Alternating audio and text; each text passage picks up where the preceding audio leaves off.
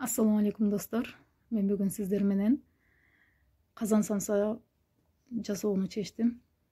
Мынакей мен холодильникте күтүп жаткан өткөндө жасаган камырымды алдым дагы. Ушундай кылып бөлүктөргө бөлүп камыр жасап алдым, жайып алдым. Фаршына эт, пияз, май, ошондой эле картошка коштум. Себеби эт майлуу болгон үчүн картошка кошууну туура көрдүм. Силер майды жакшы көрсөңүздөр, анда картошка кошуунун кереги деле жок. Эт менен пияз туурап туруп эле кылсаңыздар боло берет. Бөлүнгөн фаршты ушундай кылып салып туруп түйүп алдым. Катуураак түгүн катуураак баспасаңыздар ачылып кетиши мүмкүн. Бириктирип ушундай кылып самсаларды түйүп алдым.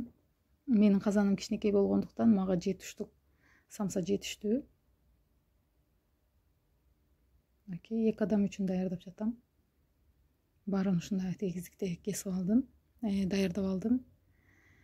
Даярдаган соң жумуртканын сарысы менен үстүн сүртүп, жакшынакай кылып бети кызарыш үчүн сөзсүз түрдө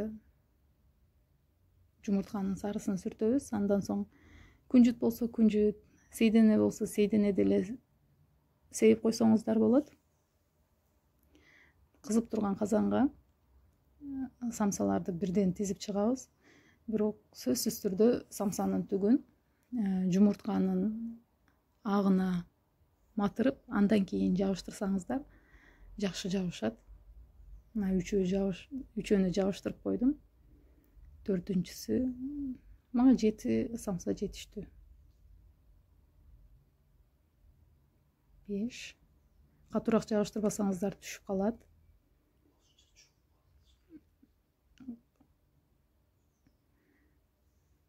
Чулум казан болсо аябай жакшы болот. Мен дайым жасаганда түгүнө түшүп калат. Бул сиздерде деле болушу мүмкүн. Мындай тешиги болсо капкактын сөзсүз түрдө чарчык жабып коюңуздар. Мына мен айткандай эле бунусунда дагы түшүп калды. Ал жагы кичине күйүп кетет. Андан соң мен соус жасайм. Сарымсак, укроп, анан бир кашык обычный эле томатка суу кошуп туруп, ушундай кылып соус жасап алам. Ачык кааласаңыздар ачык деле кошуп койсоңуздар болот. Бирок бети пышпайт, аны сөзсүз түрдө оодарып коюш керек казандын. Мен азыр оодарылган видеого тартпай калыптыр. Мынакей түшүп калды менин самсаларым. Жарым ушундай күйүп кетти. Бирок эмне болсо дагы кудум тандыр самса жегендей болосуздар. Бул нерсени сөзсүз даярдап көрүңүздөр. Тамагыңыздар таттуу болсун.